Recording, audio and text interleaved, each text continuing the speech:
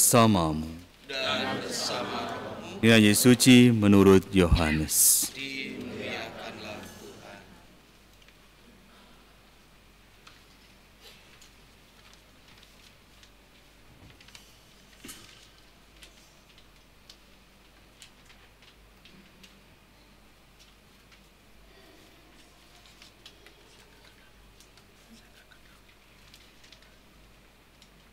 Pada perjamuan malam terakhir, Yesus berkata kepada murid-muridnya, "Jika kamu mengasihi aku, kamu akan menuruti perintah-perintahku. Aku akan minta kepada Bapa dan Ia akan memberikan kepadamu seorang penolong yang lain, supaya Ia menyertai kamu selama-lamanya. Jika seseorang mengasihi aku, ia akan menuruti firman-Ku. Bapa-Ku akan mengasihi dia, kami akan datang kepadanya, dan tinggal bersama-sama dengan dia. Siapa saja yang tidak mengasihi aku, ia tidak menuruti firman-Ku. Dan firman yang kamu dengar itu bukanlah dari aku, melainkan dari Bapa yang mengutus aku. Semuanya itu aku katakan kepadamu selagi aku berada bersama-sama dengan kamu. Tetapi penolong, yaitu Roh Kudus, yang akan diutus oleh Bapa dalam namaku, Dialah yang akan mengajarkan segala sesuatu kepadamu dan akan mengingatkan kamu tentang semua yang telah aku katakan kepadamu."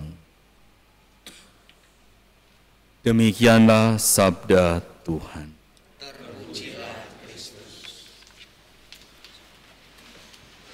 Saudari-saudari yang terkasih, Santo Thomas Aquinas pernah mengatakan atau memahami hari raya yang kita rayakan hari ini, hari raya Pentakosta, adalah sebuah peran dari Roh Kudus untuk memenuhi janji-janji Kristus, untuk menguatkan para murid, dan juga untuk memulai misi dari gereja.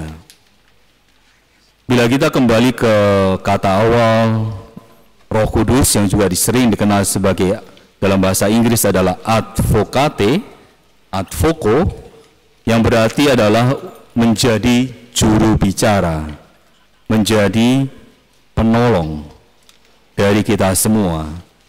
Bacaan pertama kita melihat bagaimana para murid yang pada awal saat mereka mewartakan kabar gembira, mereka ditolong, dibantu oleh Roh Kudus untuk berbicara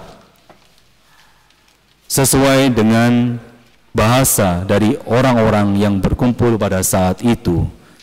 Jadi bukan berarti bahwa para murid bisa berbahasa yang pada orang-orang dari daerah-daerah, tetapi karena kuasa Roh Kudus, mereka dipenuhi oleh karisma Roh Kudus, kuasa Roh Kudus, sehingga mereka bisa berbicara atau dipahami oleh orang-orang yang berkumpul saat itu.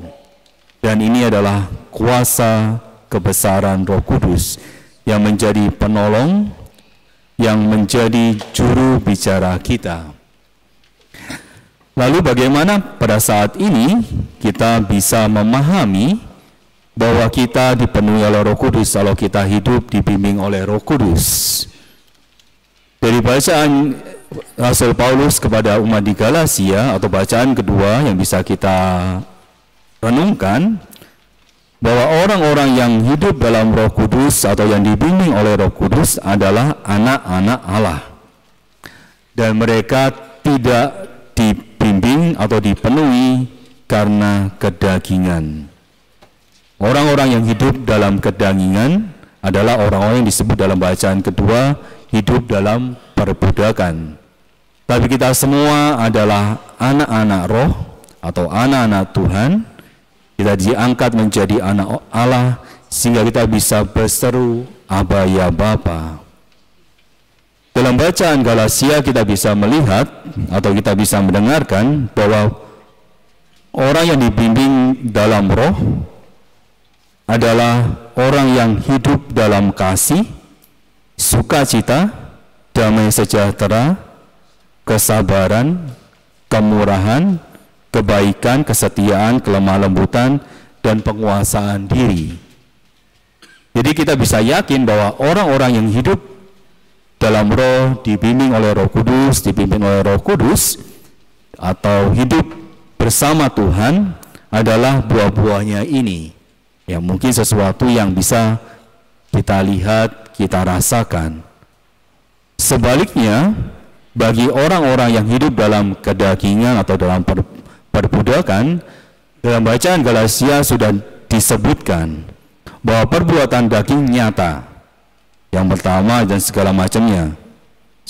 Saya sebutkan ada pencabulan, kecemaran, hawa nafsu, penyembahan berhala, sihir, perseteruan, perselisihan, iri hati, amarah, kepentingan diri sendiri, pencideraan, roh pemecah, kedengkian, kemabukan, pesta pora, dan sebagainya. Ya, sebut aja sendiri, sebagainya begitu banyak.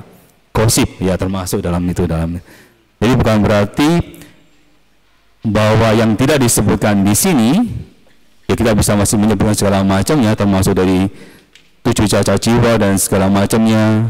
Kemudian hal-hal yang termasuk dalam dosa besar dan dosa kecil adalah perbuatan daging yang menjauhkan kita dari Tuhan, yang membuat kita hidup dalam perbudakan, tidak sebagai anak Allah yang menyebut Bapa, ya Bapa. Saya bukan anti karismatik atau anti PDKK, tetapi kita sering sekali mendengarkan seminar hidup baru dalam roh. Atau kita terus, kemarin kita mengikuti novena Roh Kudus selama 9 hari. Kembali, saya bukan anti karismatik atau anti PDKK atau anti seminar dalam hal ini. Bila kita setiap tahun mengikuti seminar novena Roh Kudus, kemudian kita mungkin setiap minggu mau ikut seminar hidup baru dalam roh, tetapi bila tidak ada perubahan dalam hidup kita, bila kita tidak mengikuti kehidupan seperti yang Tuhan inginkan, perintah Tuhan, kalau kita melihat dalam bacaan Injil, bahwa orang yang mengasihi Tuhan akan menuruti firman-Nya. Dalam hal ini adalah hidup dalam roh.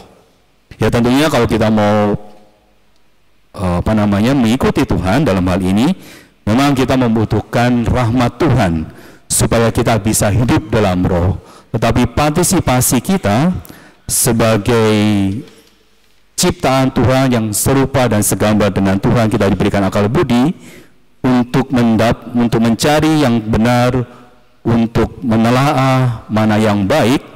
Kita bisa turut serta partisipasi dalam kebaikan, dalam kebenaran, dalam kehidupan, dalam roh. Dan tentunya kalau kita berusaha untuk hidup dalam kasih, sukacita, damai sejahtera, kesabaran, kemurahan, kebaikan, kesetiaan, kelemah lembutan, penguasaan diri, dan ini yang menjadi penting dalam kehidupan kita. Seminar hidup baru dalam roh setiap hari ataupun setiap minggu Anda ikuti, tapi bila tidak ada perubahan, ya kalau boleh saya bilang, kembali saya tidak anti karismatik atau PDKK, ya percuma. Karena kita akan terus hidup dalam daging. Lalu di mana perubahan, di mana pertobatan, dan di mana Roh Kudus berkarya dalam hidup kita semua. Kita lihat kehidupan kita masing-masing, kita lihat kehidupan diri kita sendiri. Ya bukan berarti bahwa kita tidak perlu ikut seminar hidup baru roh, sangat baik, tetapi bagaimana seminar hidup baru dalam roh, novena Roh Kudus membantu kita untuk merubah diri, untuk memperbaiki diri, dan terutama untuk mentransformasi kehidupan kita supaya kita benar-benar menjadi anak-anak Allah, supaya kita dengan layak dan pantas menyebut Tuhan Aba, ya Bapa. Dan ini bisa kita lakukan semuanya sebagai awam, religius, para imam dan segala macamnya. Ini adalah tugas kita semua. Saat Roh Kudus berhembus kepada kita semua lewat baptisan kita, lewat sakramen Krisma yang kita terima, semuanya ini adalah Roh Kudus yang hidup di dalam kehidupan kita. Ya, tinggal bagaimana, apakah kita lebih banyak mendengarkan diri kita atau lebih banyak kita mendengarkan Roh Kudus. Mungkin ada yang pernah, atau saya tidak tahu, kalau dari cerita para Romo, ada Romo yang disebutkan Roh Kudus tidak ada dalam diri Romo. Ya, sesuatu yang aneh. Mungkin Anda pernah juga dikritik atau ditegur orang bahwa hidupmu tidak ada Roh Kudus. Ya, sesuatu yang aneh. Baptisan kita semua, sakramen Krisma yang kita terima adalah bukti nyata kehadiran Roh Kudus dalam kehidupan kita. Ya, mungkin tinggal bagaimana Roh Kudus itu hidup atau tidur, sedang tidur atau hidup memimpin kita. Roh Kudus bisa tidur kalau kita lebih mendengarkan diri kita. Itu yang disebutkan dari kedagingan kita. Tapi bila kita berusaha untuk menyerahkan diri kita, kita mau datang kepada Tuhan supaya Roh Kudus memimpin kita, maka Roh Kudus akan terus membimbing kita, menguatkan kita. Dan kita semua sudah menjadi anak Allah, dan kita juga diangkat menjadi murid-murid Kristus untuk mewartakan. Para murid 2000 tahun yang lalu menjadi pewarta awal dalam hal ini, untuk mewartakan kabar gembira kepada banyak orang sampai bisa berkata-kata atau dipahami kata-katanya kepada orang di sekitar mereka. Nah, tapi kita juga bisa, kita sudah diangkat menjadi anak-anak Allah untuk mewartakan kabar gembira ini, untuk mewartakan kebaikan Tuhan, untuk mewartakan janji Tuhan. Dan tentunya dalam kehidupan kita sebagai orang-orang berkeluarga, bagaimana kita setia dalam kehidupan keluarga kita, dalam kehidupan kita masing-masing, dalam pekerjaan kita yang kita lakukan dengan penuh kesetiaan, dengan kerja keras. Lalu bagaimana kita berusaha untuk hidup dalam kebaikan, hidup dalam kebenaran. Ini yang menjadikan kita anak-anak Allah, dan terutama kita bekerja sama dengan rahmat Tuhan untuk menciptakan kembali dunia ini menjadi tempat di mana Tuhan berkenan, dan terutama bagaimana kita bersama-sama dengan Roh Kudus memperbarui muka bumi.